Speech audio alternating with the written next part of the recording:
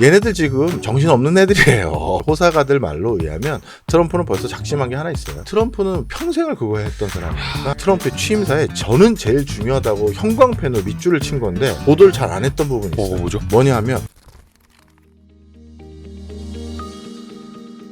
오랜만에 나오셨습니다. 잘 지내셨습니까? 박정호 명지대 특임 교수님 어서 오십시오. 네. 보고 싶었습니다. 네, 와이스트리트 구독자 여러분 안녕하십니까? 오랜만에 인사드립니다. 이번에는 3분 라면 아니고 10분 경제로 돌아오셨습니다. 예. 10분 경제는 이거 어떤 의미예요? 책 제목이? 저 출판사 그 마케팅 기획자분들이 정해 주셨는데요. 네. 책 안에 소 제목들이 하나하나 다 분절되어 있습니다. 예. 그래서 화장실 갈 때 10분만 한 토막씩. 읽으면 정말 경제 상식이 풍부해진다. 뭐 그런 컨셉이라고 들었습니다. 부담 없이 네. 한 토막 네. 10분씩만 읽으면 되는. 예. 그러니까 사실 많은 분들이 책을 못 사시는 이유가 이거 다 언제 읽나? 맞아요.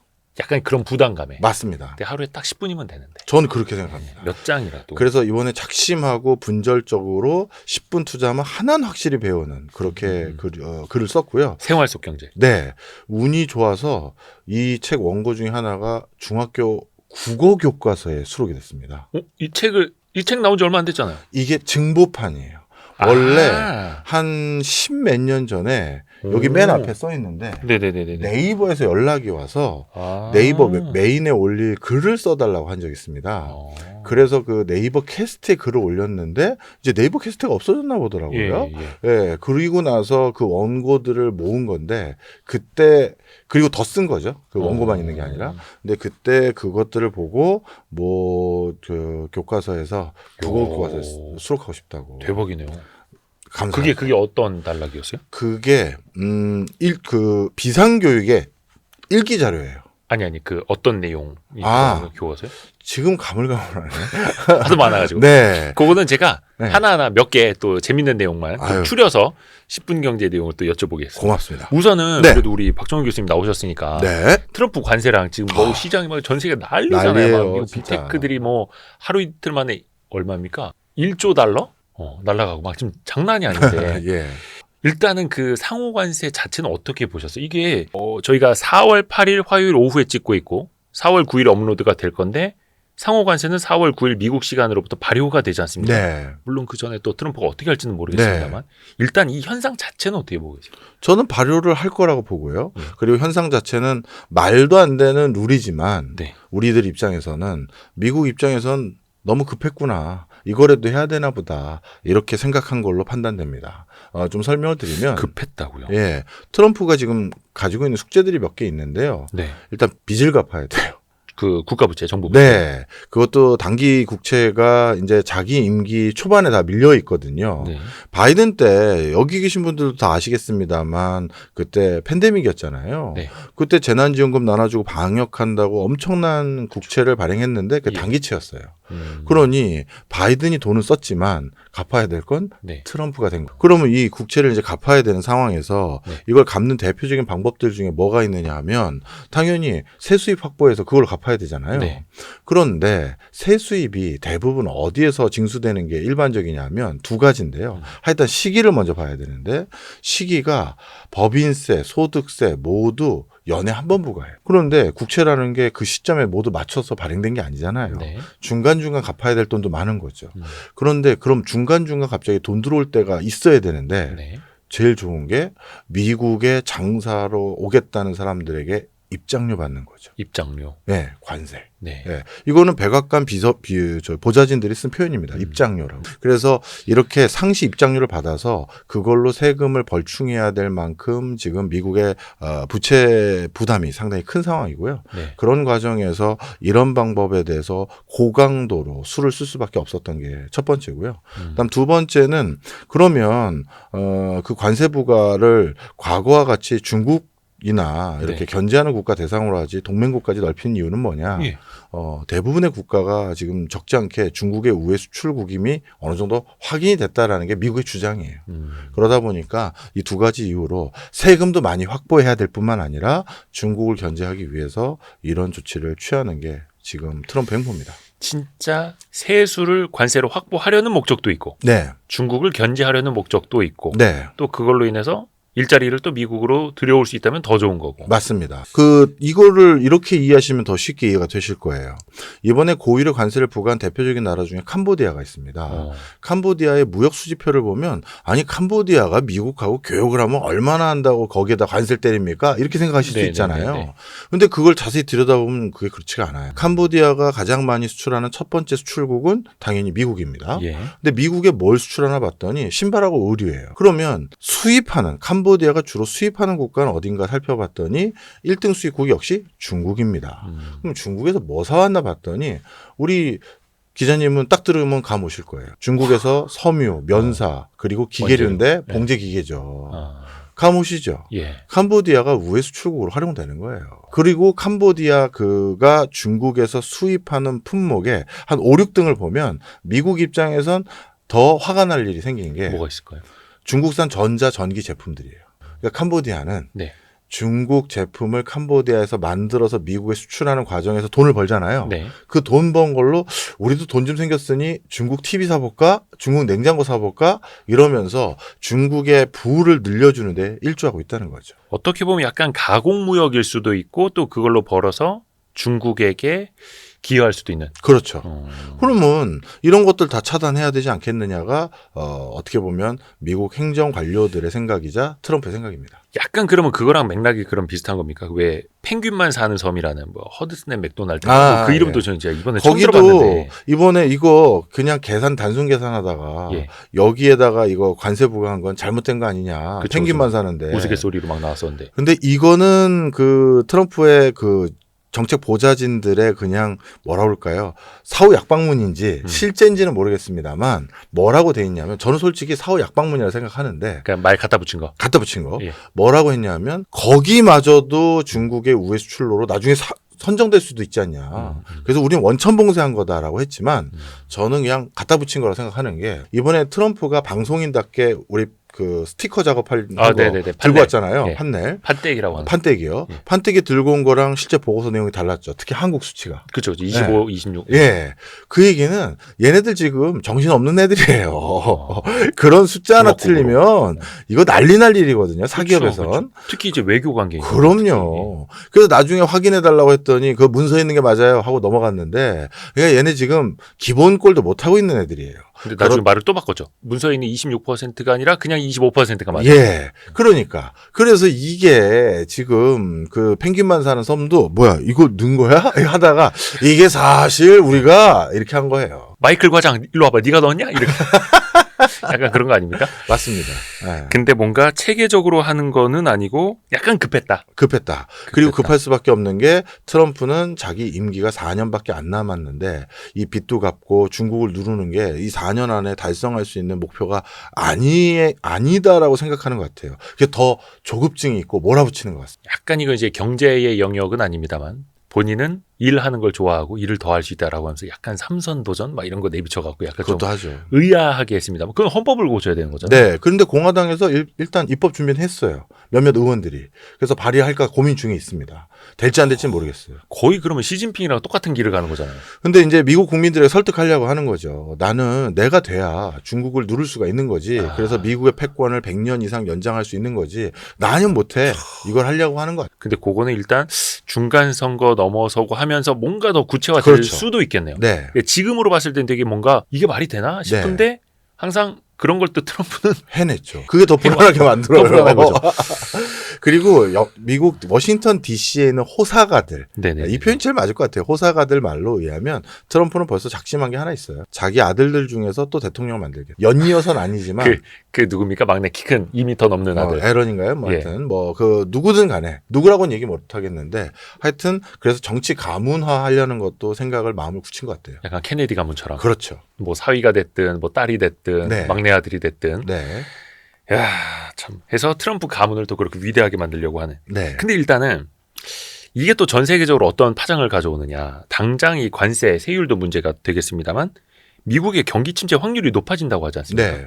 미국의 뭐 투자은행들도 향후 1년 뒤에 뭐 확률은 뭐 20에서 30%로 더 올리고 있고 교수님 어떻게 보세요? 미국의 경기 침체가 올 가능성? 지금 가능성이 없지 않아요. 왜냐하면 지금 미국의 지표를 크게 두 가지로 나눌 수가 있는데요. 심리 기반한 지수하고 실물 지표가 있는데 실물 지표는 견디고 있어요. 근데 이 실물 지표가 견디고 있는 것도 조금 해석을 우리가 되게 보수적으로 해야 될 게 교수님 요즘 미국의 고용 지표 좋은데 너무 경기 침체 속단하신 거 아닙니까? 이렇게 얘기하신 분들 계실 거예요. 네. 근데 지금 미국의 고용 지표가 좋은 게 트럼프가 대거 불법 체류자를 몰아냈거든요. 그러니까 원래 미국인 일자리가 아니라 다른 사람들 일자리로 카운트 될 수 있었던 것들을 그 사람들을 몰아내거나 그 사람들 채용하기가 부담스럽죠. 왜? 조만간 쫓겨날지도 모르는데. 그러다 보니까 미국인들의 자백 기회가 더 높아진 거예요. 그러다 보니 공식적으로 예전에 비해서 고용 통계가 높아진 것이 네. 마치 미국이 활성화돼서 일자리 개수가 더 늘어나고 또 아니면 양질의 일자리가 좋아지고 근무 환경이 좋아져서 저도 거기서 일하겠습니다가 된 게 아니라 일할 경쟁자가 사라지면서 미국인들에게 기회가 늘어난 거지. 이거 보수적으로 해석해야 된다. 네. 이게 하나고요. 아하. 그다음에 나머지 실물 지표 중에서 구매 지수라든가 이런 것들이 그래도 견실하게 버티고 있는 이유는 네. 아직 뭐 좋은 건 아니지만 버티고 있는 이유는 트럼프 때문이에요. 트럼프가 계속해서 관세 더 올릴 거다라고 이미 엄포를 놨잖아요. 네. 네. 그러면 나중에 사면 비싸게 사거든요. 지금 사야지. 땡겨 사야죠. 제일 싸죠. 음. 그래서 그 구매 지표와 관련된 여러 가지 지수들이 그나마 버티는 이유는 야 하반기에 더 오를지 몰라 지금 사 이런 마인드가 붙어져 있기 때문이에요. 그러니까 이런 것들은 궁극적으로 경기가 좋아질 것 같습니다라는 이유 때문에 지표가 활성화되고 있는 것이 아니라 굉장히 이례적이고 특이한 것들 때문에 지표에 반영되는 부분이 섞여 있다는 거죠. 그래서 이거 보수적으로 해석해야 된다는 거고 네. 그런데 사람들에게 앞으로 경기 어떻게 될 것 같아요? 라고 심리지수를 물어본 거 있어요. 소비자들하고 그리고 기업가들에게 아주 그냥 바닥을 치고 있습니다. 네. 그런 건 지금 미래에 대한 전망이라는 건 그건 가시적으로 언젠가는 현실화될 가능성이 많거든요. 그렇죠. 기업가들이 경기 안 좋다고 판단했는데 누가 투자하면 누가 고용 늘릴 거예요. 소비자들이 앞으로 제 일자리 어떻게 될지 모르겠다고 생각하는데 누가 소비할 것이며 그 얘기는 곧 실물 경제 이런 것도 반영될 가능성이 높은 거예요. 네. 그러니 여러 지표들의 맥락을 봤었을 때 이거 쉽지 않은 파장이다 이렇게 판단하고 있습니다. 그러니까 시차를 두고 이 심리 지표 악화되는 게 실물 경기 악화로 이어질 가능성이 네. 높다라고 네. 보시는 거고. 그러니까 지금 이대로 가면은 그거는 이미 이제 심리 지표가 가리키고 있는 거잖아요. 네. 저대로 간다. 네. 약간 이제 근데 트럼프가 이 관세를 그냥 밀어붙일 가능성이 높다라고는 보십니다만 지금 뭐 일론 머스크도 거기는 어차피 이제 사업가니까 무관세로 갑시다 뭐 설득한다고 하고 네. 스캇 벤센트 같은 재무장관의 파와 아니면 그 러트닉인가 상무장관 파 좀 나뉜다고 하더라고요. 네, 맞습니다. 조금 뭐라 해야 되나 강경파하고 좀 뭐 비둘기파 이런 식으로 좀 나뉠 수 있을 것 같아요. 저는 어떻게 분류하냐면요. 예. 일론을 좀 제외하고요. 예. 남은 일론은 이제 기분 상한 것도 있는 것 같아요. 네가 날 자르려고 해? 하면서 요즘에 살짝 틈이 좀 벌어지는 것 같아요. 약간 좀 삐딱선을 타는 것 같아요. 예. 그래서 일론도 약간 뭐 감정 기폭이 있는 사람이니 그 사람을 빼고 나머지는 분류를 어떻게 하냐면 네. 저는 미국은 상업자본과 금융자본의 싸움이었어요. 아하. 네. 근데 금융자본은 말 그대로 주가로 먹고 사는 사람들이잖아요. 네. 주가 떨어졌으면 자기 임기 안에 자기가 책임을 져야 돼요. 자기 보직이 날아가고. 그런데 이렇게 주가를 고점 대비 20-30% 가까이 낮춰놨다. 이거 난리 쳐야 되는 일이거든요. 네, 네. 고객들 돈 맡은 사람이 그거에 대해서 난리 안 치면 말이 안 되는 거잖아요. 스캇 벤센트 재무장관이 또 금융 출신이니까. 그렇죠. 그러니 이거 뭡니까? 지금 이거 어떻게 하려고 해요? 이거 안 됩니다. 라고 난리치는 쪽은 금융자본 출신들이에요. 아하. 그런데 관세 부과해야 된다라고 하면서 뭔가 그쪽 결을 제시하는 사람들은 전통적으로 백그라운드나 자기 지지 기반이나 이런 것들이 상업 자본을 기반으로 한 사람들. 그래서 이 사람들 입장에선 지금 그렇게 주가나 부양해서 트럼프가 미국 역사상 가장 위대한 대통령 중 한 명이 될 수가 없고 그리고 미국의 고질병을 치유할 수 없다. 왜? 이거 뭐 중국 어떻게 막을 건데 그 주가 올린다고 니네 그럼 주가 이렇게 몇 배씩 올랐는데 코로나 이후 중국 막았어? 못 막았잖아. 이런 거예요. 아하. 그래서 지금은 이 두 계열의 싸움이고요. 트럼프는 상대적으로 부동산 쪽이죠. 부동산은 전통적으로 실물에 가까워요. 그렇죠. 뭘 짓고 올리고 하는 거니까요. 코스트 얼마인데 빌딩 올리는데 왜 이렇게 가격이 비싸졌어? 이런 쪽이거든요. 따라서 트럼프도 지금 손이 많이 금융보다는 실물에 가 있어요. 그리고 자기 지지 기반들한테 약속했던 거 러스트벨트 돌아다니면서 네네네. 내가 반드시 일자리 확충하고 예. 뭐 해주겠다 했잖아요. 네. 그런 여러 가지 맥락 속에서 저는 트럼프가 이번에 갑자기 초반에 갑자기 캐나다 그 멕시코에 관세 때렸다가 한 달 유예해주고 막 이런 거 있었지 않습니까? 네네네. 이번에는 그럴 것 같지 않습니다. 그러니까 어떻게 보면은 금융자본파, 상업자본파가 맞서고 있는데 사실상 뭐 보도가 되는 것만 봐도 상업자본파가 훨씬 더 우세해 보이고 네. 트럼프도 그쪽으로 지금 가 있고 네. 이거를 또 어떻게 물론 이제 주식 투자하시는 분들은 또 우리나라 입장에서 이걸 좀 뒤집기를 바라는데 아니면 유예라도 네. 그래서 빌 에크먼도 그렇고 한 90일 정도는 관세에 유예를 해야 된다라고 주장을 합니다만 네. 역시나 이거는 이제 또 월가에서 보는 네. 입장이고 그걸 받아들일지는 네. 근데 이게 생각을 해보면 일단 4월 9일부터 시행을 해놓고 보면 예. 당장 그 반응은 바로 나타날 수밖에 없는 거고 네. 각 나라들과 뭐 관세에 대해서 뭐 FTA를 다짐했던 협상을 하는 기간은 굉장히 오래 걸릴 수밖에 없는 거잖아요. 네. 그럼 그 사이에 그 부작용을 다 미국도 감당을 해야 된다는 걸 텐데. 그걸 감당하더라도 앞서 말씀드린 것처럼 미국은 돈이 필요해요. 그러니까 트럼프가 그 통계 이야기하는 들어보셨잖아요. 2025년에 예. 미국 연방 정부 부채에 딸린 이자, 음. 이자만 갚기 위해서 원금도 아니고 이자만 갚기 위해서 지불해야 될 돈이 미국 국방부 예산보다 더 많은 거예요. 이자 비용만. 네, 이자만요. 그만큼 지금 돈이 없어요. 그래서 이걸 갚기 위해서는 물불을 안 가려야 되고요. 그걸로도 지금 해결이 안 될 것 같으니까 야 지금 어서 돈 들어올 거 없으니 지출도 줄여 해서 공무원 다 자르고 지출 다 줄이라는 거죠. 그 되게 절박해서 나온 거예요. 그래서 트럼프는 이렇게 물어볼 거예요. 그럼 다른 대안을 가져오든지 어떻게 할 건데 주가 부양하면 돈 날 생겨? 구멍이 있어? 막 이렇게. 그렇죠. 그거예요. 그래서 이제 트럼프도 증시에는 좀 약이 필요하다. 오히려 몸에 자기가 좋은 이게- 약은 입에 쓰다 뭐 이런 얘기 네, 하고 있고. 자기가 얘기했잖아요. 경기 침체가 오더라도 이게 미국이 훨씬 더 위대해지기 위한 성장통이다. 근데 어쩔 수 없이 트럼프는 정치인이잖아요. 예. 지지율 떨어지면은 했던 말도 바꿀 수 있는 게 정치인인데. 근데 지금 현재로선 결국 이기잖아요. 이기는 재선을 노릴 필요가 없어요. 그러니까 유권자 표심을 위해서 주가 신경 써주고 삼선 그건 아직 확정이 아니니까. 개헌해가지고 삼선. 그래서 그것도 마저 말씀드릴게요. 그 일기 때는 주가도 신경 쓰고 고용지표도 신경 쓰고 물가도 신경 써야 되지만 네. 2기 때는 유권자 표심이 아니라 자기 업적이 중요해요. 그거 업적으로 나중에 역사적으로 평가받는 거니까요. 그래서 지금은 업적을 더 신경 쓰는데 그런데 삼선 욕심도 있는 사람이니까 그럼 그건 어떻게 대비하느냐. 그래서 트럼프의 취임사에 저는 제일 중요하다고 형광펜으로 밑줄을 친 건데 예. 보도를 잘 안 했던 부분이 있어요. 뭐죠? 뭐냐 하면 유가가 안정되면 물가가 안정될 건데 이런 구절이 있어요. 예. 그 얘기 무슨 소리다. 트럼프는 그 취임식 할 때부터 관세를 대규모로 부과할 것으로 마음을 작심을 했고요. 네. 그것 때문에 물가도 오를 거라고 생각을 하고 있었어요. 이미. 그러면 이 물가가 전방위적으로 오를 때 이 물가를 잠재울 수 있는 가장 파괴력 있는 건 유가 안정이거든요. 네네네. 그래서 그 유가 안정을 어떻게든 도모해서 전방위적인 물가를 잡는 또 사람들의 체감 물가. 미국인들은 주유소에서 기름 넣을 때 기름값 보고 물가 수준 가름하잖아요. 네네네. 그런 체감 물가를 낮추기 위해서도 유가가 안정돼야 되거든요.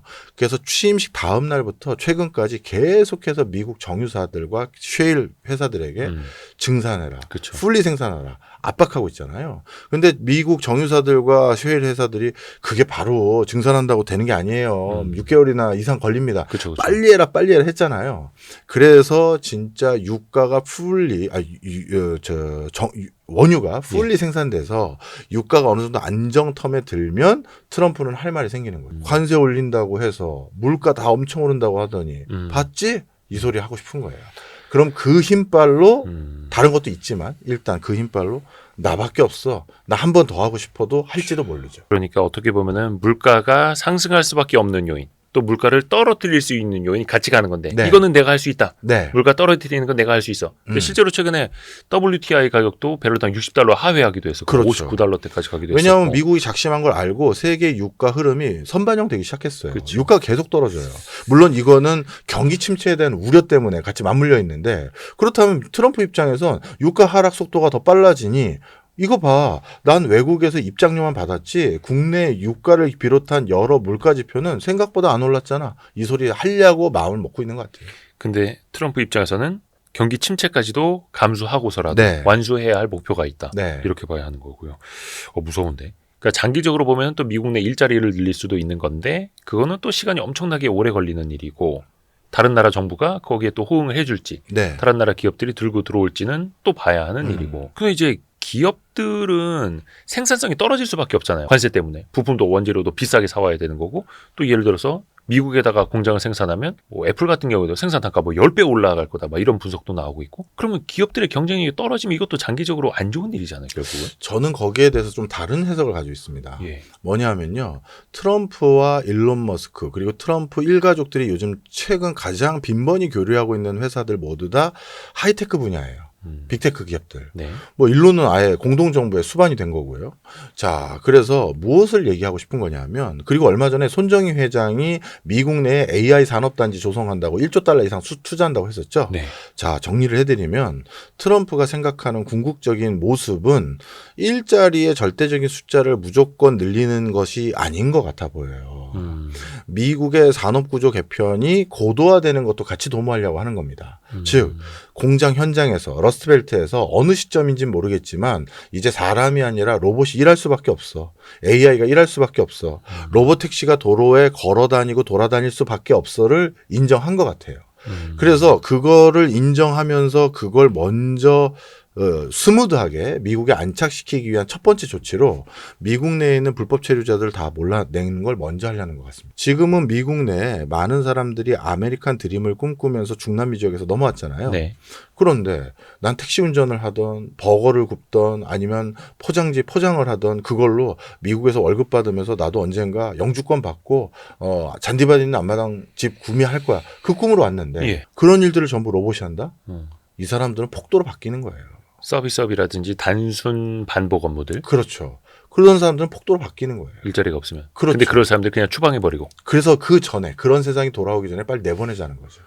그게 진짜 다 계획된 걸까요? 거의 영화 같은 스토리 아닙니까? 저는 트럼프는 비즈니스를 한 사람이고요. 예. 특히 이렇게 보시면 좋을 것 같아요. 우리가 누군가를 분석할 때 과학의 합리성을 적용하는 것도 문제예요. 그래서 저도 지금 제가 하는 것들 중에서 트럼프가 모든 것들을 얼마만큼 다 기획했는지까지는 우리가 다 예단할 수는 없어요. 네네. 그런데 의도하지 않더라도 그런 결로 흘러 들어갈 수 있는 것도 섞여 있는 거거든요. 그렇죠, 그렇죠. 그렇다면 어차피 합리성을 가지고 설명하는 것들이 여러 가지가 잘 들어맞아요. 어떤 거든 간에. 자, 그런데 트럼프는 어떤 스타일이냐면 원래 비즈니스맨이었고요. 예. 그리고 부동산은 중장기 흐름을 보고 투자하는 거예요. 그렇죠, 그렇죠. 여기에 언젠가 큰 도시가 들어설 거야. 여기에 언젠가 수많은 사람들이 살 거야. 이런 걸 보고 하는 거거든요. 그렇죠. 그러다 보니까 장기적으로 경제를 바라보는 것에 트레이닝이 돼 있는 사람이에요. 그리고 사람을 얼마만큼 고용할지, 이거 할 때 예산은 얼마나 들어가는지, 그래서 얼마를 버는지에 대해서 이거는 어쩔 수 없어요. 우리 기자님도 이제는 기업가가 되신 거잖아요. 자연스럽게 머릿속에 그 주판들이 있으시잖아요. 네네. 없을 수가 없어요. 그렇죠. 장기적인 그림. 그럼요. 바로 그런 것들이 트럼프는 평생을 그거 했던 사람이니까 당연히 그 수순을 생각할 수밖에 없고요. 그리고 사람 하나를 뽑는다는 건 정말 이 기업가로서는 부담이 커요. 그렇죠. 쉽게 내보낼 수도 없잖아요. 네네. 인연을 맺은 건데. 네네네.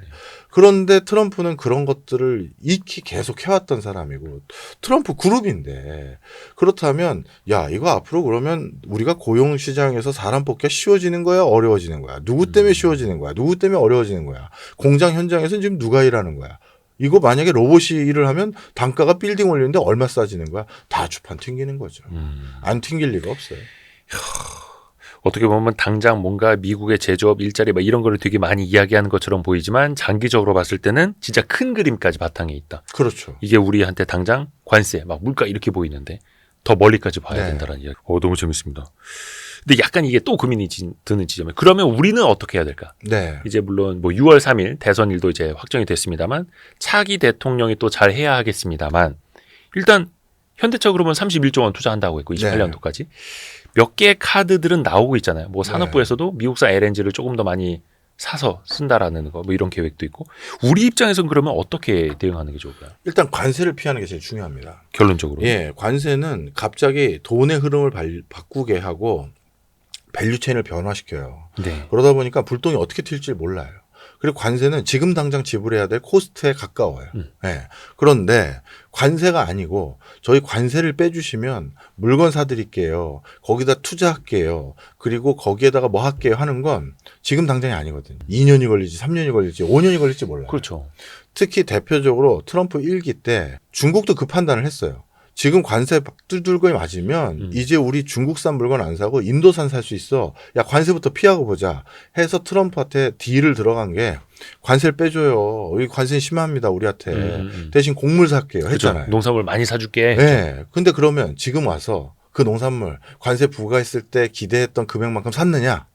안 샀거든요. 다 안 샀죠. 절반만 샀어요. 밑장 뺀 거죠. 물론 사유가 많아요. 물건을 구매한다는 건 판매자도 QC에 맞춰서 줘야 되는데 그렇죠. 아 이건 살 수가 없잖아요. 이럴 수도 있고 그렇죠. 사는 사람도 창고가 부족한데 어떻게 한 번에 다 삽니까? 3년에 나눠서 할게요. 그쵸. 라든가 예. 여러 사유가 있을 수 있어요. 그래서 중국도 트럼프 1기 때 피한 게 너무 많아. 그래서 이번에 트럼프가 관세 말고 다른 헛소리로 나 또 가머니서로 속이려고 하지 마. 짤 없어. 이번엔 짤 없다. 난 인생 진짜 관세야. 이렇게 된 거예요. 더 무서운데요? 제가 그래서 이번에 절대 관세 유예 없을 거라고 그랬잖아요. 그러니까 뭔가 협상의 여지도 없고. 그렇죠. 너네 작년에 뭐 밑장 뺀 것도 다 알고 있어. 막 그런 이러고 거죠. 있고. 그래서 우리 현기차 대통령 당했잖아요. 당한 넌 겁니까? 관세 안 내도 돼. 어. 넌 진짜 안 내도 돼. 그쵸. 하더니 하루 만에 그래도 내라. 그러니까 이게 지금 오늘 연기가 되네. 우리 박정호 교수님이. 그러니까 일본 기업들도 마찬가지고, 네. 뭐 소프트뱅크도 그렇고, 뭔가 우리가 먼저 하겠습니다, 투자하겠습니다라고 발표한 기업들이 다 이제 뒤통수 맞은 거고, 그렇죠. 발표를 했지만 관세는 그대로. 네. 그럼 발표 안 한 거랑 뭐가 다른데? 그 카드를 나중에 쓰던가 또 이렇게 돌아오는 거고. 트럼프는 계속 그 희망 고문하겠죠. 나중에 지켜봐. 내가 너 분명 기억하고 있어. 하지마. 해줄지 안 할지 모르죠. 공장 짓는데 어려움 생기면 나한테 연락해라 뭐 이러고 네, 말로만. 네. 근데 일단은 또 이게 관세 전쟁이 지금 증시에 너무나 악재가 되고 있지 않습니까? 네. 증시는 또 이제 진폭도 커지고 있고, 이거는 네. 그러면 장기전으로 갈까요? 예를 들어서 2018년, 19년 증시가 2년 동안 안 좋았었거든요. 네. 1차 미중 무역 분쟁 네. 때문에. 저는 장기적으로 안 좋다고 생각합니다. 트럼프는 선언을 했어요. 경기 침체가 와도 성장통이야. 이렇게 얘기를 했고요. 그리고 이 통계는 제가 정확히 집계는 안 했는데 네. 모든 대통령이 1기 때보다 2기 때 증시 부양과 관련된 발언을 별로 안 해줬어요. 임기가 별로 안 남아있고 더 이상의 재선이 없을 때. 그러니까요. 자기 숙제하기 바쁘고 자기 청사진 완료하기 가깝지. 자기 청사진 중에 주가 부양이 있는 사람이 어디 있겠어요? 그러니까 2년, 3년 뒤 재선을 노리고 하는 정책과 네. 한 20년, 30년 뒤에 역사책에 남아서 네. 도널드 트럼프 대통령이 이거 뭐 했잖아. 예를 들어서 네. 역사 속에 어떤 대통령만큼 이런 위대한 업적을 남겼다. 이건 다른 거니까. 그거를 원한다는 거예요. 그렇죠. 더 어렵네. 음. 우리 입장에서는. 그렇죠. 그렇죠. 그래서 이번에는 관세와의 전쟁에 우리가 대응책을 마련해야 된다. 이렇게 말씀드릴 수밖에 없어요. 그러면 우리 입장에서는 뭐 어떻게 해야 되지? FTA를 더 개정을 해야 됩니까? 아니면 뭐 진짜 우리 뭐 산업보조금을 없앤다고 해야 됩니까? 뭐 어떻게 해야 됩니까? 그나마 이제는 좀 다른 시각에서 한번 설명을 드리면요. 관세는 분명 코스트가 올라가고 코스트가 올라가기 때문에 소비 지출 여력을 줄이는 요소로 작용해서 경기 위축이 되는 건 맞아요. 그런데 이 관세 부과한 내용을 가만히 보면 한국만 관세를 부과했다면 우리 경제 난리 난 거죠. 그렇죠. 그런데 한국도 한 25% 내고 일본도 그 비슷하게 되고 유럽도 내 그러면 이 관세로 인한 가격 인상 요인은 비슷한 수준으로 적용받은 거잖아요. 네. 그렇다면 이거는 다시 게임의 룰에 있어서 공평하다는 표현은 좀 그렇지만 해볼 만한 면이 있는 거죠. 우리만 부과한 게 아니니까요. 자, 그러면 어떻게 되느냐? 그렇다면 다들 가격이 조금 올라갈 가능성은 있는데 네.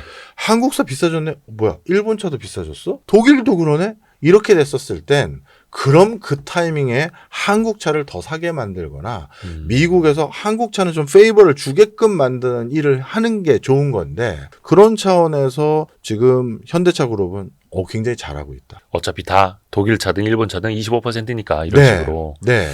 그래서 그런 차원에서는 아직까지 저는 우리 경제에 대해서 너무 비관론으로 돌아서진 않았어요. 현대차는 일단 잘하고 있고 LG전자도 잘하고 있는 것 같고 네. 삼성은 이제 반도체에서 이제 몇 개 기술적인 숙제가 있어서 그렇지만 네. 하여튼 뭐 답을 찾아내지 않을까 생각합니다. 희망도 조금 보이기도 하고. 예. 약간 거의 박정호 교수님한테 들은 것 중에 진짜 머리를 콱 맞은 것처럼 트럼프는 역사적으로 진짜 위인이 되고 싶구나. 네. 제가 계속 얘기하잖아요. 잠깐 트럼프가 제일 존경하는 대통령이 누구라더라? 그 로널드 레이건인가? 막 그랬었던 것 같은데. 몇 분이 있는데요. 예. 영향을 많이 받은 건 닉슨 대통령이에요. 닉슨 대통령. 닉슨 대통령이 청년 CEO 트럼프를 보고 넌 정치할 사람이야. 그걸 처음 얘기해 준 게 닉슨이었어요. 아, 그래서 거기에서 감을 받았고 닉슨이 뭘 보고 그런 얘기를 했는지 모르겠는데 선동력이라고 해야 될지 아니면 대중적인 사람들이 이끄는 카리스마라고 해야 될지 뭔지 모르겠습니다만 닉슨이 넌 정치할 사람이다 이렇게 얘기했고 레이건은 저런 게 리더십이구나. 미국 경제 막 다 그때 난리 난다고 했었잖아요. 예, 그런데 레이건 로믹스 하면서 미국의 효율성을 높이자 이거에 또 감흥받은 면이 있는데 그런 행보를 지금 거의 지금 맞물려서 하고 있는 거죠. 네. 레이건 대통령이 배우 출신 아니에요? 맞습니다. 아, 트럼프도 배우 출신이에요. 그렇죠. 나홀로 집에. 나홀로 집에. 나홀로 집에 배우 출신이죠. 예. 방송인이라고 하죠. TV쇼도 그럼 많이 똑같죠. 나와요. 네. 자, 이제 10분 경제 이야기를 해보겠습니다. 네. 자, 10분 경제. 이게 책이 재미난 게 뒤에 보니까 입다, 먹다, 짓다. 네. 그렇죠. 이렇게 파트를 나눠가지고. 맞습니다. 입는 것부터 몇 가지만 이야기를 해볼게요. 자세히는 네. 이제 10분 경제 책에 나오는 내용이긴 한데 웨딩 드레스가 흰색이 된 특별한 이유가 있다고요? 네. 그 이건 그냥 당연히 순백색 요 정도로 생각은 할 텐데요. 아닙니다. 원래 웨딩 드레스는요 검은색도 있었고요. 그다음 빨간색도 있었고요. 다양한 드레스였습니다. 그런데 한때 전 세계를 지배했던 여자가 한 분 계셨죠. 빅토리아 여왕입니다. 영국에. 예, 대영 제국 시절에. 그 빅토리아 여왕이 어떻게 보면 전 세계 가장 부유한 사람이고 가장 권한을 많이 가진 사람이었겠죠. 네. 해가 지지 않는 제국의 여왕이니까요. 예. 그 여왕이 아주 어린 나이에 결혼식을 올리게 되는데 예. 그건 당연히 전 유럽 호사가들과 아니면 귀족들의 다 주목받는 이벤트였겠죠. 그렇죠. 그때 그 빅토리아 여왕이 선택이 뭐였느냐는 당연히 전 세계 표준이 되는 거예요. 그때 빅토리아 여왕은 선택합니다. 내 결혼식은 모두를 흰색으로 해줘. 꽃도 흰색, 장식도 흰색, 내가 입는 웨딩 드레스도 흰색. 이걸 빅토리아 여왕이 처음으로 주장을 했어요. 그리고 실제 그렇게 대관식을 했고요. 저 결혼식을. 네. 왜 그렇게 했느냐? 당시 흰색을 한다는 건 엄청난 부의 상징인 게 그 당시에 무슨 표백자가 있었으며 무슨 빨래를 자주 했겠어요. 그래서 흰색 옷을 사도 조만간 검은색이 됩니다. 누렇게. 네, 그리고 결혼 연미복으로 샀던 옷을 예. 결혼식만 할 때 입으려고 샀겠습니까? 그 당시에 일반 서민은 그때 결혼식 때 입을 옷 사가지고 평상복으로 입는 거예요. 근데 평상복을 흰색으로 입으면 얼마나 더러워지겠어요. 아무나 할 수 없는. 그렇죠. 그래서 검은색 웨딩 드레스, 때 잘 안 타는 웨딩 드레스가 비일비재했는데 빅토리아 여왕이 내가 부의 상징을 확실히 보여줄게. 흰색으로 간 거예요. 그리고 나서 전 유럽의 왕실들, 공작들, 백작들이 나도 흰색 한번 해볼래. 이게 트렌드가 돼버린 거죠. 그리고 그게 바다 건너 미국, 중남미까지 다 이어지기 시작하면서 나름대로 돈 좀 있는 사람들은 이제 흰색 웨딩 드레스를 지향하게 됐고 그 과정에서 세탁 기술 이런 것들이 조금씩 보편화되기 시작하면서 네네네. 이게 관습 아닌 관습으로 전 세계에 자리매김하게 된 과정이 이렇다는 거죠. 이 책에서도 그거를 이제 경제 효과로는 밴드웨건 효과 맞습니다. 이렇게 같이 이야기를 해주셨고 경제가 또 이렇게 또 이어집니다. 네, 최대한 재밌게 설명해 드리려고 역사적인 맥락, 산업적인 맥락 많이 넣었습니다. 근데 우리나라는 조선시대에도 그렇고 백의 민족이라고 해서 네. 하얀 옷 많이 입는 네. 민족으로 알려져 있었는데 우리는 그게 이유가 뭐냐면 목화, 면화를 주로 입잖아요. 예. 그 원래 색이 흰색이죠. 아하. 우리는 색깔을 칠하는 게 돈이 있어야. 염색 기술이 있었어요. 그렇죠. 우린 반대죠. 오히려 화려한 색상을 입을 때 더 그렇죠. 급이 높아 네. 보이고 조선시대 임금님들이 브랜드 옷을 좋아했다는 건 무슨 얘기입니까? 예, 이것도 그때 명품이 있었습니까? 아닙니다. 자기가 누구인지를 보여주려는 용포라고 하죠. 용포. 그 용포가 바로 브랜드예요. 예. 그런 의미로. 예. 설명을 좀 드리면 정확히 말하면 봉황입니다. 봉황. 예. 용은 진짜 누구만 입을 수 있었어요? 왕. 아니죠. 중국 황제죠. 아. 예. 우리는 봉황이에요. 그래서 사실 저는 청와대 문양이 봉황으로 돼 있을 때마다 마음이 아파요. 이거 왜 안 바꾼 거야? 용이 더 급이 높은 건데. 그렇죠. 어떻게 보면 그냥 우린 관습적으로 생각 없이 조선시대 때 썼던 문양을 개량해서 청와대 문양으로도 쓰고 했었을 텐데 네. 조선시대 때 그 문양을 썼던 이유는 제후국가라고 칭했기 때문이거든요. 우리는 옛날에 뭐 사극 제목도 용의 눈물 이렇고 막 왕을 다 이제 용에 빗대서 네. 그래서 왕의 뭐 아픈 부분을 건드리다 영린을 건드리다 이렇게 용에다가 많이 표현을 했는데 맞습니다. 조선시대 근데 실제 왕의 옷은 옷에는 자, 설명드리면 왕실은 봉황인데 옷은 용포를 입었어요. 어떻게 다른 거예요, 그러면? 나 스스로 중국하고 똑같다고 생각하게끔 그리고 국민들에게 알리는 건데 중국에서 누가 오면 옷 갈아입는 거예요. 봉황이 네. 사실은 우리가 취할 수 있는 최대한의 것이었고 그렇죠. 네. 그걸 이제 브랜드라고 네. 이야기를 하신 거네요. 그러면서 재밌게 그 나의 위치를 브랜드로 나는 위상이 어디다 이런 걸 알려주려는 그런 데로 활용했다는 거죠. 그게 사실 현대 사회도 비슷하죠. 있죠. 어떤 옷을 입느냐, 어떤 브랜드의 옷을 입느냐가 내 위상을 또 말해주고 네. 한때는 큰 브랜드가 유행했다가 요즘에는 그 부자들이 이제 브랜드 많이 안 써 있는 거 입는 거. 그 뭐라 합니까? 이름 까먹었다. 노브랜드 아니고요. 노 브랜드. 이마트 거고. 네. 저는 호텔에 앞에 가서 이렇게 서 있잖아요. 네. 그럼 저한테 키를 주면서 발레 부탁한다. 저는 옷 좀 입어야지. 큰일 났어요. 근데 어떻게 보면 우리가 브랜드 옷을 좋아하는 것도 일종의 네. 계급 사회 그렇죠. 인식이 좀 있는 거네요. 그런 내용으로 이제 책에 좀 써드린 거죠. 어. 그래서 사실 누가 그렇게 얘기하더라고요. 비즈니스 하는 사람들이 명품 시계나 명품 옷을 많이 입잖아요. 그게 자기 크레딧을 설명해 주는 거래요. 크레딧. 네. 이 사람 이거 발주하면 괜히 돈만 받고 튀는 거 아니야? 이거 그 감당이나 할 수 있는 사람이야? 이런 거 걱정되잖아요. 그런데 그래서 이거 박진영이 했던 유명한 말이 있어요. 자기가 미국에 진출해서 여러 뭐 레코드사들 돌고 뭐 엔터테인먼트사 돌 때 처음에는 박진영은 허례허식은 좀 없는 스타일이었잖아요. 네네네. 그냥 갔는데 사람들이 잘 안 밀어주더래요. 그리고 쓱 뒤돌아봤더니 자기 주차장 나올 때 쫓아나오더래요. 무슨 차 타고 왔는지 보려고. 도대체 제가 이런 얘기를 하고 왔는데 제 급이 뭔지를 보려면 차가 무슨 차 타고 왔는지 보려 온 거예요. 그걸 보고 에이 12호로 태고 온 거야? 뭐야? 이렇게 되거나 슈퍼카야? 이렇게 되는 거죠. 그래서 그 뒤로 어쩔 수 없이 박진영이 초반에 미국 진출했을 때 좋은 차랑 좋은 시계를 좀 차고 다녔대요. 타고 다니고. 그래야 시계만 해도 롤스로이스 뭐 벌써. 렌트해 갖고 가고 막 그래야죠. 야, 이거 뭐 진짜 저 한국에서 좀 꽤 잘 나가는 사람인가 봐. 이거 한번 검토 좀 해보자. 이렇게 되는 거죠. 어쩔 수 없는 그 후광 효과가 또 필요합니다. 네. 오늘 어떤 차 타고 오셨어요? 저 자전거로 왔어요. 따릉이? 따릉이. 내가 맨날 이런 취급을 당하지.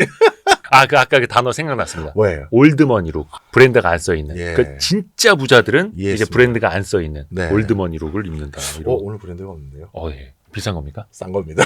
근데 그래서 일부러 비싼 옷을 입으시는 분들도 꽤 있더라고요. 네, 그렇죠. 사업하시는 그거 분들도 어쩔 수 그렇고. 없더라고요. 네. 저도 이해해요. 네. 제 친구 중에서도 소득에 비해서 좀 세게 해요. 그래서 제가 친구니까 야, 좀 저축 좀 해마. 너 지난번에도 뭐 샀는데 그러다가 재수씨야 돈 나. 그랬더니 야, 우리 와이프도 빨리 하랬어. 이게 교섭력이야.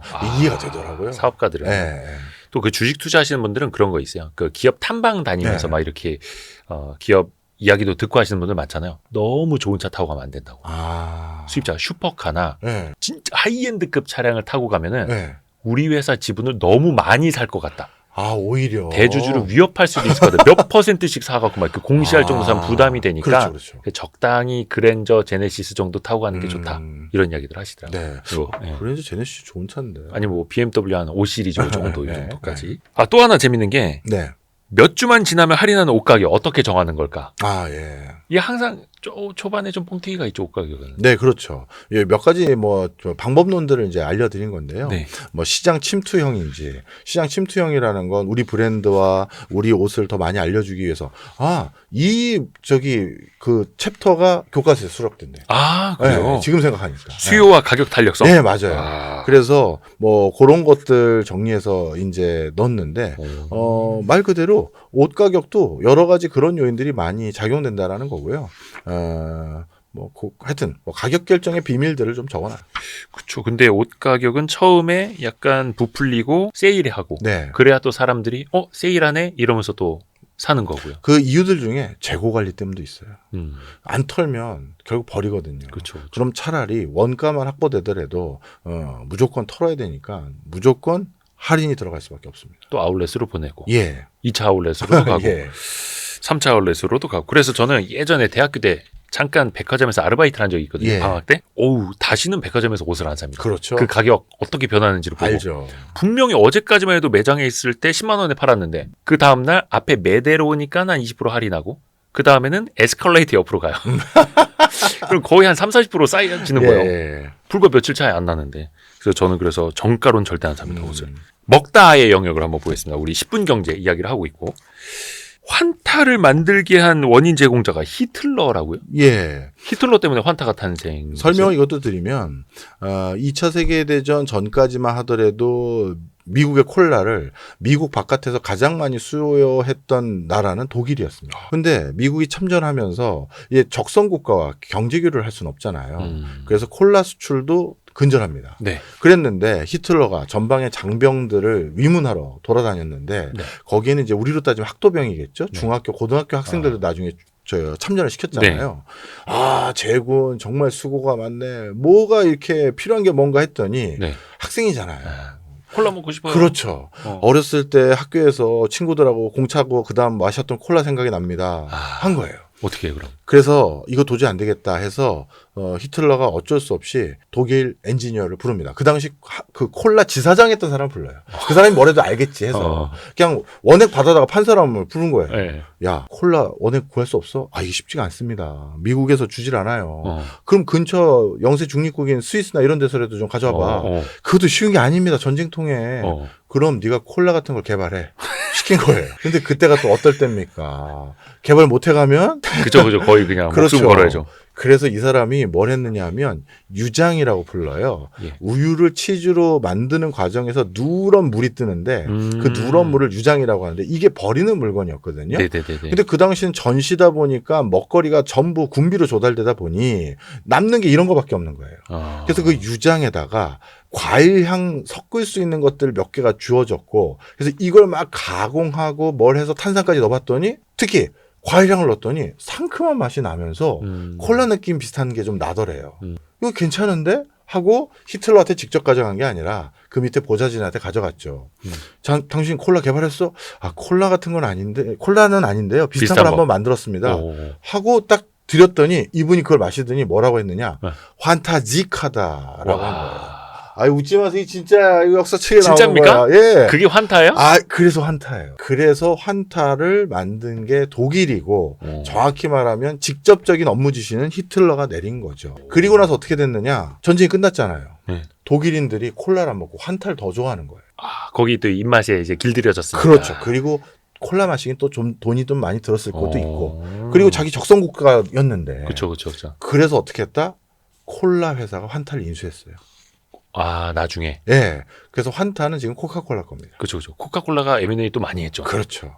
그래서 그런 역사적인 비화들 속에서 M&A에 대한 얘기를 써놓은 거예요. 아, 대체제와 또 M&A까지. 그렇죠.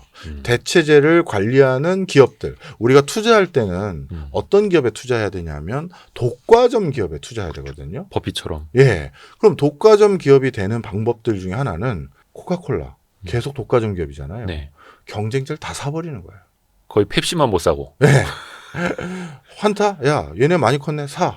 뭐? 저기 게토레이라는 새로운 음료를 마신다고? 그걸 사러 갔어요. 그때 예. 안 판대요. 그래서 그걸 견제하기 위해서 파워에이드를 만든 거예요. 아. 네. 성장하지 못하게. 게토레이가. 네. 우리가 못 사면 예. 너네도 주고. 딴지를 거는 거죠. 계속. 경쟁자를 예. 강하게. 그러다가 이제 사람들이 탄산음료 너무 뭐랄까요? 건강에 안 좋아서 안 마신다고 하면서 오렌지 주스 마시니까 오렌지 주스 1등이 뭐야? 미니메이드 오케이. 그다음에 캔커피가 요즘 난리라고 1등 조지아, 코카콜라. 전부 코카콜라 거예요. 그러니까 대체제를 전부 자기 거로 만들어 버리는 이런 능력.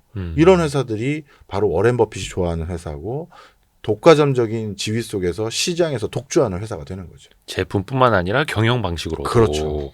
그게 또 강력한 제품으로도 해자가 되는 거고. 그렇습니다. 산업에서도 그냥 오로지 1등 네, 되는 거고요. 맞습니다.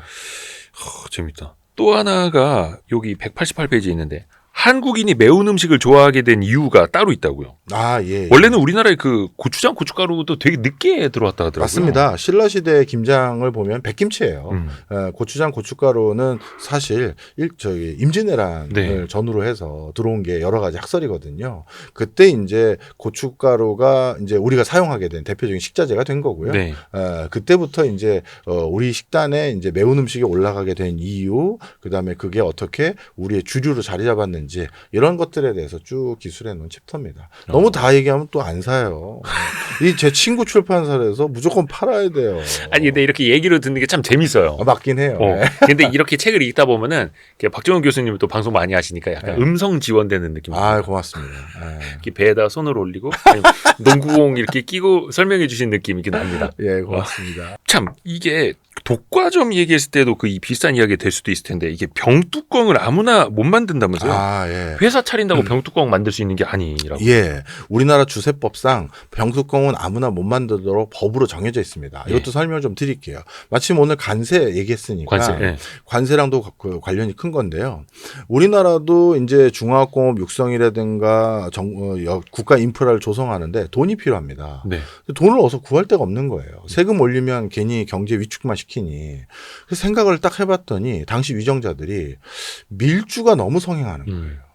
그래가지고 이 건달들이 와가지고 밀주 만들어서 팔고 그러다 보니까 업태 관리도 잘 안 되고 그래서 생각했던 게 뭐냐 하면 그 밀주를 대대적으로 관리하기가 너무 힘드니 병뚜껑 만드는 회사를 국세청의 허가를 받은 특정 회사로만 지정을 해버린 거예요. 그러니까 나중에 병이랑 병뚜껑이랑 숫자를 더블 카운팅 해보겠다. 그렇죠. 더 정확히 말하면 병뚜껑 개수만 세보면 되는 거죠. 아하. 왜냐하면 뚜껑 없이 술을 팔 수는 없잖아요. 예. 그래서 병뚜껑 만드는 회사를 한 곳만 처음에는 허용하고 거기에서 삼화왕관이라는 곳인데 거기에서 예를 들어서 진로에서는 병뚜껑 몇 개 발주해갖고요. 크라운 맥주에서는 몇 개 해갖고요. 금복주에서는 몇 개 해갖고요. 그럼 그거대로 과세 때리는 거죠. 그렇게 시스템이네 진짜. 그렇죠. 그렇게 해서 없는 세수 확보하기 위한 노력을 했던 것을 이제 역사적으로 얘기를 하면서 조세제도가 어떻게 바뀌어왔는지 설명했던 그런 챕터입니다. 또 하나가 왜 점심값을 돈으로 안 주고 식권으로 줄까 이런 챕터도 있습니다. 네. 이건 그냥 회사가 그냥 간편하게 하려고 하는 거 아닙니까? 여러 가지 이유가 있는데요.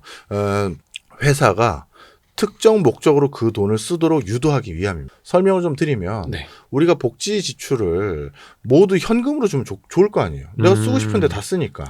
그랬는데 복지 지출을 현금으로 줬더니 어떤 문제가 생겼냐 하면 예를 들어서 불법적인 약물을 산다든가 알코올을 섭취하는 데 쓴다든가 이런 거예요. 난 그동안 다 밥 안 먹고 술 사 먹을래. 네. 그래서 바우처 제도를 자꾸 운영하면서 그거 쓸 때 살 수 있는 쿠폰으로만 주는 게 소비를 그걸로 강제하는 거거든요. 그런데 회사 역시도 마찬가지예요. 가끔 굶어가면서 난 다이어트 때문에 아니면 집에 뭐 필요한 물건 가져가려고 식권 대신 물건 산 데 쓰겠다라고 하면 사장님 입장에선 근무 효율이 떨어지겠죠. 든든히 밥 먹고 다시 집중해서 일하라고 했는데 배고파 하면서 진짜 예를 들어서 일을 집중을 못한다. 그러면 그건 원하는 게 아니죠. 그렇죠. 업무 효율 떨어지니까. 그렇죠. 그래서 무조건 이거는 어느 목적으로 쓰길 바라는 그런 마음에서 이렇게 식권화하기도 한다. 이런 여러 가지 맥락들을 설명을 한 그 겁니다. 식권을 당근에다 팔 수도 있고. 그렇죠. 누구는 현금으로 유동화하고. 예. 그러면서 또 이게 유동화도 우리가 또 배우는 겁니다. 네. 생각해보니까 뭐 지역 경기 활성화하기 위해서 지역 화폐 발행하기도 하는데 그것도 그런 비슷한 맥락인 거네요. 맞습니다. 지역 화폐로 발행하고 그게 정확히 말하면 특정 시점 안에서 쓰지 않으면 소멸되는 형태로 한다는 건 반드시 어느 대상자들을 위해서 어느 시점 안에 그 돈을 꼭 써라. 이걸 강제하는 거기 때문에 경기 부양 효과는 충분할 수 있어요. 그래서 딱 특정 목적에 맞게 쓰도록 하기 위함이다. 네. 짓다라는 그 카테고리도 있습니다. 네, 부동산 얘기죠. 10분 경제 이야기하고 있고요. 고맙습니다. 그러니까 마음 같아서는 저희는 한 110분 경제 이야기하고 싶은데. 고맙습니다. 미인은 누구와 결혼해 사는가? 이 챕터는 쓰고 네이버에서도 욕 엄청 먹었어요. 왜요? 결론이 돈 많은 사람이거든. 근데 그런 거를 사실은요, 이거 오해하시면 안 되는 게 경제학자들은 너무 당연할 법한 것들도 정밀하게 확인해 보고요. 정확히 어떻게 되는지도 확인해 보고. 예를 들어서 미모가 10% 올라갔을 때 그러면 그게 남자의 소득은 정확히 몇 %랑 등가가 되는 건지 아니면 남자의 학력과는 얼마가 대치되는지 이게 제가 연구한 게 아니라 미국이나 유럽의 석학들이 연구한 거예요. 그걸로 이제 학위를 받은 거예요. 학위를 받기도 하고 교수 자리를 연명하기도 하고 그걸 이제 현대 사회에서는 매력 자본이라고 불러요. 네. 이 매력 자본이 실제 어떻게 시장에서 워킹하고 있고 결혼 풍토에는 어떤 영향을 주며 그것 때문에 우리 사회 구조에는 어떤 반향을 일으키는지까지 쭉 연구를 한 거죠. 네.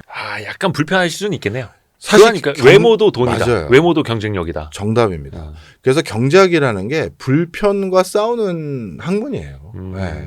근데 알아야 우리가 대응도 할 거 아닙니까? 불편해도 사실은 어쩔 수 없다는 건데 이거는 인간의 본성이니까요. 맞아요. 깐난아기들도 네. 예쁜 이모랑 죄송합니다. 못생긴 이모랑 같이 사탕 들고 있을 때 예쁜 이모한테 기어간다. 그렇다고 하더라고요. 한 20년 전에 호기심 천국에 나왔습니다. 네. 우리 그 경제학자만 욕먹으면 안 되니까 예. 생물학자하고 동물학자도 똑같은 연구를 해요. 맞아요. 네. 진화생물학도 그렇고. 그렇죠. 잘생긴 동물, 귀여운 동물은 멸종이 덜 돼요. 이게 참 불편한 진실이에요. 왜냐하면 사람들이 그거 멸종됐는데 신경을 더 쓰는 거예요. 아름다운 저 동물을 지켜줘야 돼. 팬더 같은 경우. 저 귀여운 애들이 멸종이라고? 안 되지. 이렇게 되는데, 저기 호주에 가보면 이상한 박쥐 있어요. 지금 멸종돼도 아무도 몰라, 지금. 이게 그러니까 불편할 수는 있는데 인간 누구나 본성적으로 느끼는 거고. 네. 그러니까 동물도 그렇다 하더라고요. 잘생긴 동물, 못생긴 동물이 있는데 일단은 사자가 됐든 호랑이 됐든 덩치가 커야 거기서 힘이 또 나오는 거고 숫사자 갈기가 이제 크잖아요. 네. 헤어스타일 막 진짜 멋있는 사자가 목덜미를 물렸을 때 더 보호가 더 잘 돼서 더 잘 살아남게 되고 뭐 그런 것도 있다 하더라고요. 그래서 제 책이 잘 안 팔리나? 여러분 도와주세요. 이게 제 친구 출판사예요. 영세현 출판사 하는 애가 책 한 권 내달라고 해서. 출판사 이름은 넷마루. 교육업은 잘해요. 넷마루. 근데 출판은 잘 못해요. 넷마블이 아니고 넷마루. 넷마블이면 제가 왜 걱정합니까? 넷마루. 근데 사실 여기 보면 이제 뭐 결혼 상대를 고르는 기준도 나오고. 네, 뭐 그런 그건 이제 다 자세하게 또 여러분이 하나하나 다 분석해드렸습니다. 그러니까 이게 어쩔 수 없이 그러니까 경제학적으로 봤을 때 그러면 성형 수술을 하는 것도 이해가 되는 거예요. 그럼요. 그 성형 수술이 나에게 직접적인 편익이 된다든가 다른 사람이 그걸로 많은 혜택을 누렸다라는 확실한 증거들이 확보되지 않으면 그걸 체험적으로 사람들이 알지 않으면 성형 수술이 계속 유행할 수가 없어요. 그런데 계속해서 성형을 하는 계층이 늘어났다면 당분간 네. 성형했더니 누가 뭐가 잘 풀렸대, 누가 어떻게 됐대, 누가 어떤 오퍼튜니티를 더 누렸대 이게 다 드러나니 나도 해야지. 이게 늘어나기 시작한 거죠. 그런데 그럼 또 어떤 나중에 반작용이 생기느냐. 다 성형 미인이면 성형은 안 했지만 매력 있는 또 자연 미인이 또 대두될 거 아닙니까? 네네네. 그 시대가 또 도래할 거예요. 미인이라는 게 결국 희소한 누군가잖아요. 그죠? 그렇죠. 매력적인. 예, 매력적인. 그 매력이라는 건 희소해야 되는데 그 희소한 게 다 성형해서 다 뭐 전지현, 김태희, 너 누구처럼 다 돼버리면 희소하지 않잖아요. 좋지 않을까요? 김태희가 밥 갈고 있고 뭐 전지현이 뭐 이렇게 뭐 청소하고 있고. 갑자기 제가 흔들리네요.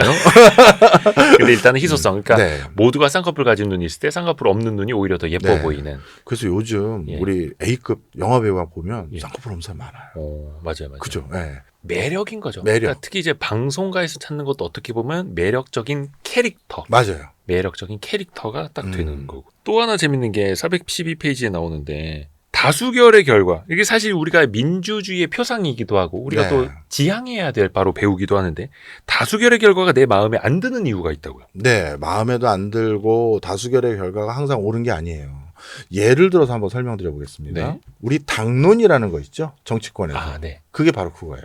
예를 들어서 한쪽 정당은 100명이 있는 정당이고 한쪽 정당은 70명의 국회의원이 있는 정당이에요. 그런데 당론을 결정하는데 어떻게 됐느냐? 이 70명에 있는 정당은 오른쪽으로 갑시다. 전원 다 오른쪽을 결정했어요. 그런데 100명에 있는 정당에서 당론을 결정하는데 51명이 왼쪽을 선호했고 49명이 오른쪽에 투표했어요. 그럼 당론이 일단 왼쪽으로 결정되겠죠. 다수결로 따르면. 예. 그럼 이제 어쩔 수 없이 당론 때문에 이 100명은 왼쪽에 투표하는 거예요. 네네네. 그러면 실제 자유투표를 하게 했었을 때는 어떻게 됐을까요? 오른쪽이었을 거를 네. 당론이라는 이상한 또 다수결의 원칙이 하나 또 들어가고 또 이상한 필터링이 있으니 엉뚱한 결정이 나오기도 하는 거예요. 그렇죠. 그런데 이 책에서는 물론 그 얘기가 아니라 더 복잡한 거를 얘기를 드렸습니다만 다수결이라는 게 그래서 항상 이게 뭔가 모든 사람에게 바람직한 결론으로 가지 않을 때가 너무 많아요. 어떻게 보면 미국의 대선을 비롯해 선거제도가 그렇지 않습니까?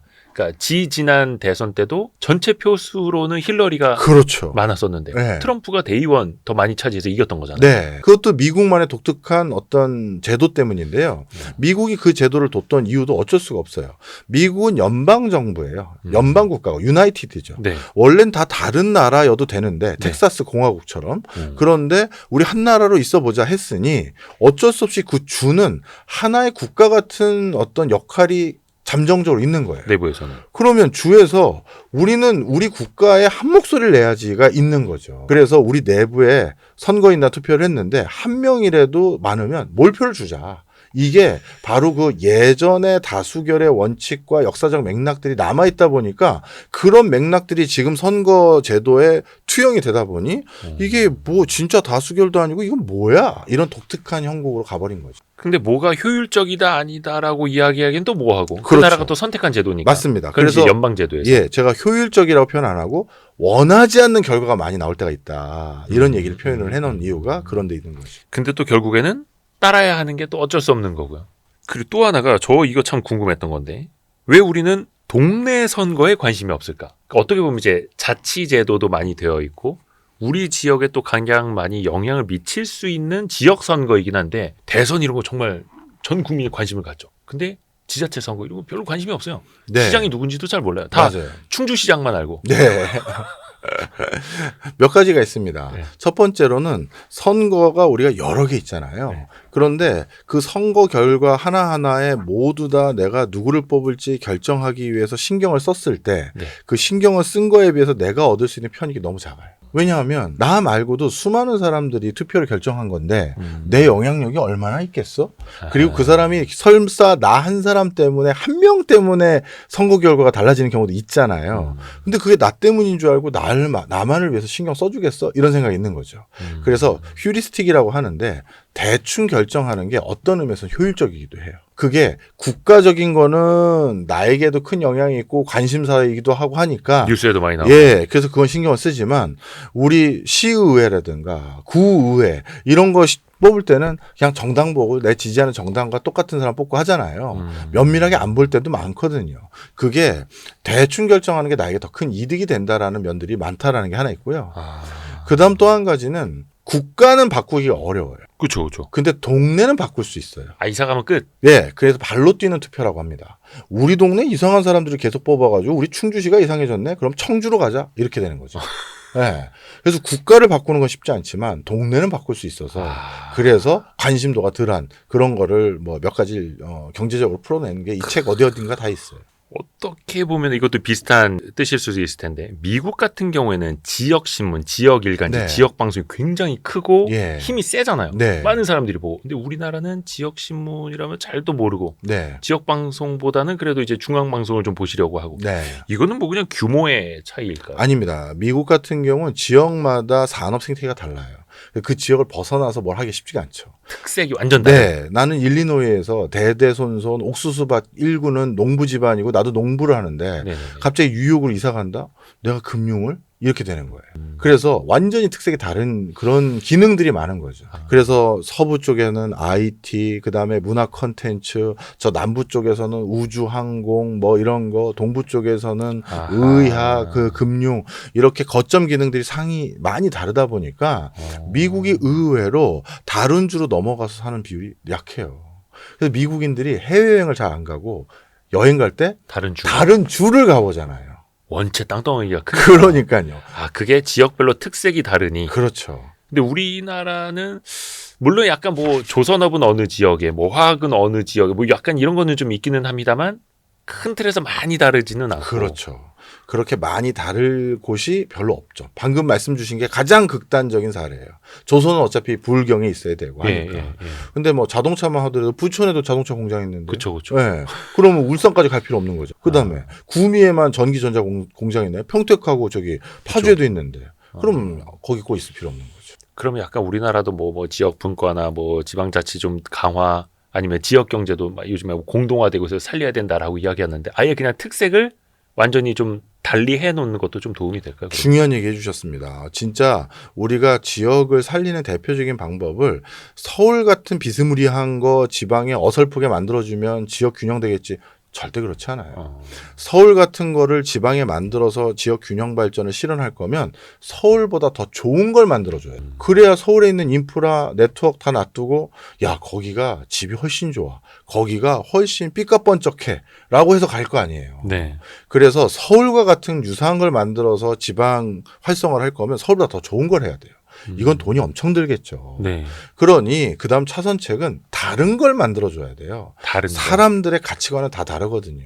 예를 들어서 뭐 경북 상주라든가 아니면 뭐 익산에 네. 거기에는 굉장히 자연 친화적인 독특한 도시를 만들어줬어요. 그리고 학생들에게 교육하는 교육 여건도 서울대 많이 보내는 자사고 특목고를 만들어준 게 아니라 독특한 교육 제도를 운영하는 거예요.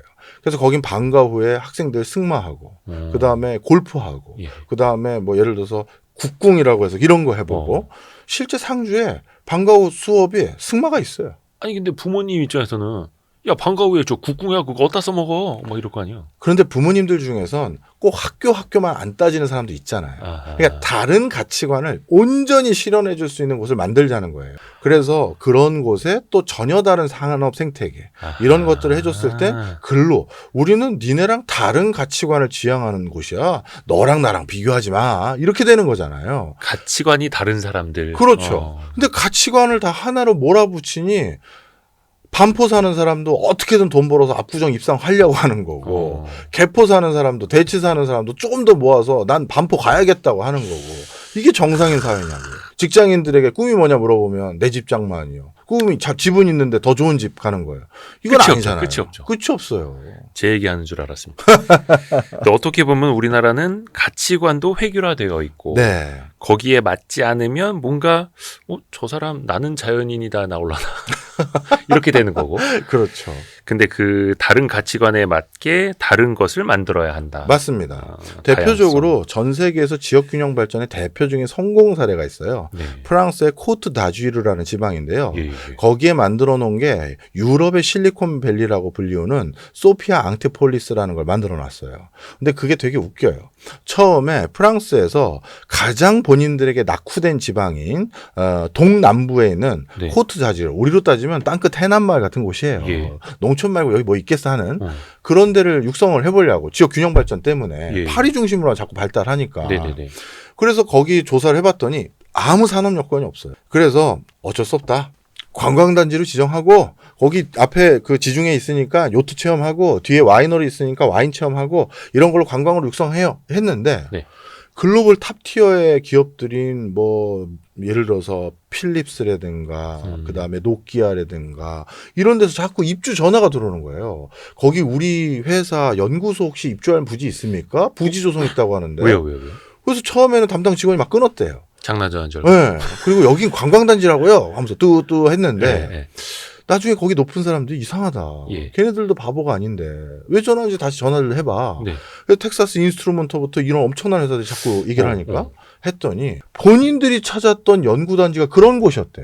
관광단지인지 연구단지인지 모를 곳. 아름다운 것. 네.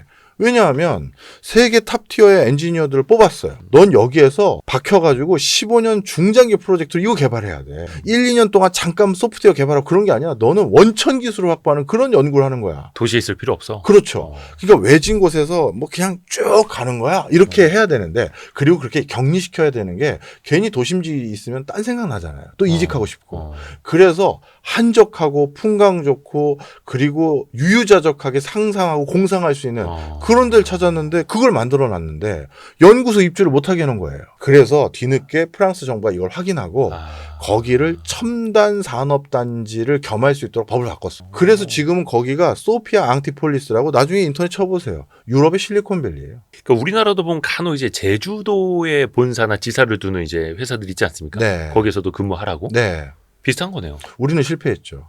예? 그게 어느 정권 때 예. 제주도도 하나 해야 되지 않겠어 해서 제주도를 그냥 끼워 맞췄죠. 원하지도 않는 카 땡땡 회사를. 예. 카카오가. 네. 그래서 제주도 카카오가 그 뒤에 한번 저희 여기 본사 있기 싫어요. 너무 불편한 게 많아요 해서 서울 가려고 했더니 세무조사를 때렸어요. 우리나라는 진짜 거기를 선호하는 업종이나 아니면 직군이나 회사가 간 게 아니라 자, 삼성은 정책적으로 그렇죠. 밀어내서 삼성은 원래 원적지가 대구지. 대구 담당. 그다음에 삼성상회. 그다음에 가만히 있어봐. 우리 판교도 이제 거점 도시가 됐으니 판교는 KT가 하나 담당하고 이렇게 짜맞춘 거예요. 생각을 해보세요. 14개 시도가 어떻게 다 다른 대기업과 다른 산업으로 매치업이 됩니까? 이건 누가 만들어준 거죠. 이제 더 이상 그런 그림 맞추기 하지 말고 정말 만약에 우리 기자님이나 저나 여의도를 떠나서 새로 회사의 본거지를 이전한다라고 하면 어디로 가고 싶어요? 제로섬에서 고민한다. 근데 저희는 어쩔 수 없이 여의도에 사무실을 두는 게 여의도에 있어야 출연자분들이 오시기가 편하니까. 근데 이제 다 줌으로 하기로 하고 어쩔 수 없이 옮긴다 그러면 본인이 가고 싶은 데는 어디예요? 뭐 임대료 싸고 자연환경 좋은 데죠. 그렇죠. 그럼 그건 대부분 사람들이 비슷한 결로 갈 거 아니에요. 그쵸. 강릉 가는 사람이 일부 있고 제주 가는 사람이 그쵸, 있고 그쵸. 뻔할 거 아닙니까?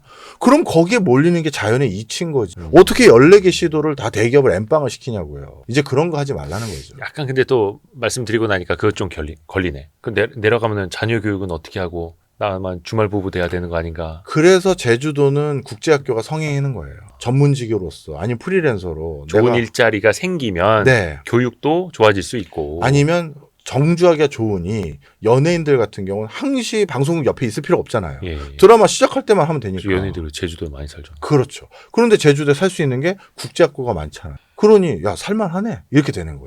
그러니까 같이 갖춰줘야 되는 거죠. 맞아요. 그게 또 인프라가 또 같이 그럼요. 이루어지는 거기도 하고. 근데 어찌됐든 간에 좋은 일자리가 생기면 사람이 모여서 인프라가 같이 생길 수 있다라는 거.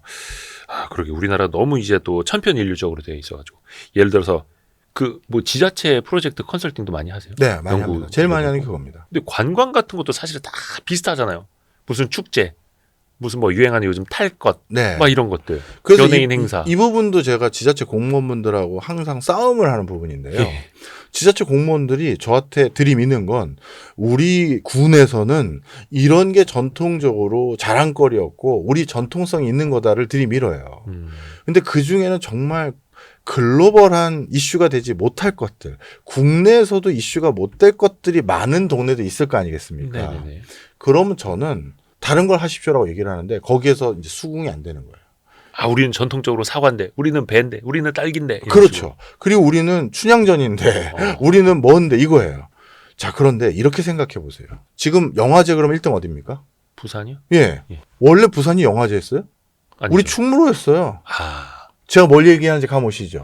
만들면 된다. 역사는 만들어가는 거예요. 오. 거기에 얼마나 지속적인 투자와 관심과 유지를 해가느냐가 또 중요한 거예요. 이제는 영화제 그러면 부산국제영화제가 1등이거든요.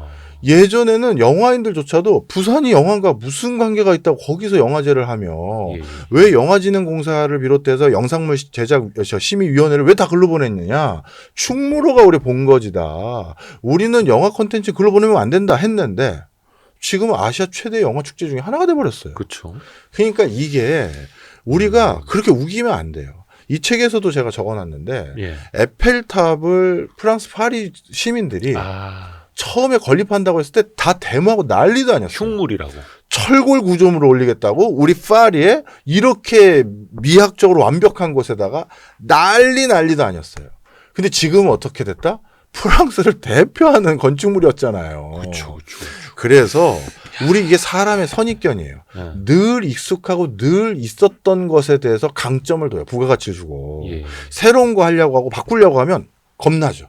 저도 겁나요, 솔직히. 예. 야, 우리 새로운 거 해보자. 이러다 사고 나는 거 아니야? 야, 이거 뭐 어떻게 되려고 이렇게 되는데 네네네. 어느 시점에는 그런 도전이 필요해요. 근데 지금 지역에서 언제까지 지역이 다 그 숭어잡이만 할 거예요. 그렇죠. 맨손으로 뭐 예. 물고기잡이 이런 거. 그리고 언제까지 빙어 머드 축제. 축제만 할 거고. 양양에서 드디어 클럽 열었다가 대박 났잖아요. 아니 양양에서 그렇게 핫한 클럽이 있을 줄 누가 알았겠어요. 근데 하니까 청년들이 가잖아요. 또 거기는 또 많이들 청년들이 가니까. 세상에 20대 30대가 양양 갈 줄 누가 알았어요. 서핑은 핑계고 그렇죠. 이성을 만나러. 예. 아니 그게 잘했다는 게 아니라 무조건 하여튼 다른 걸 하니 반향이 있잖아요. 그래서 이제는 다른 걸 해봐야 됩니다. 계속 배사가 대추 뭐 마늘 이거만 뭐들, 주장하면 안 돼요. 예. 사실 근데 그 새로운 걸 시도한다라는 게 두렵죠. 두려워요. 예산 낭비될까 봐. 그럼요. 또 시장님이나 또 이제 시민들이 또 눈치를 줄 수도 있는 거고. 저는 그런 거 없이 잘 처리를 해드립니다. 컨설팅 측면에서 저희가 네. 낯선 것도 새로운 거 도전을 합니다. 뭔가요? 이 YG 부스터. 오, 봤어요. 저 방송에서. 보셨어요? 네, 봤죠. 저희 이게 요게- 눈에도 좋다고 뭐 그랬던 것 같은데. 역시 유식한 분들 아니 박종호 교수님은 모르시는 게 없어요. 저 이거 보니까. 예. 네. 요거는 이제 두뇌, 두뇌까지. 눈. 활력까지. 그래서 요 위에는 그 정제가 2개 있고요. 예. 요거 따서 이렇게 밑에 액상이 있어요. 그래서 저희도 이걸 새롭게 시도를 하는 겁니다.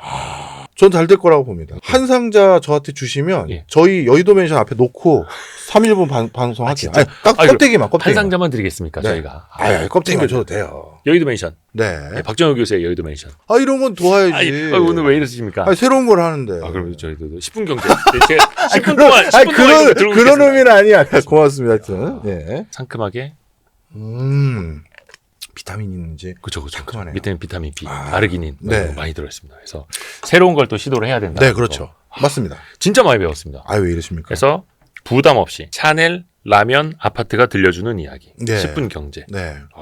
박정호 교수님의 신간입니다. 많이 사랑해 주십시오. 감사합니다. 그래서 오늘도 좋은 말씀 들려주신 박정호 교수님께 감사드립니다. 네. 고맙습니다. 고맙습니다. 고생하셨습니다.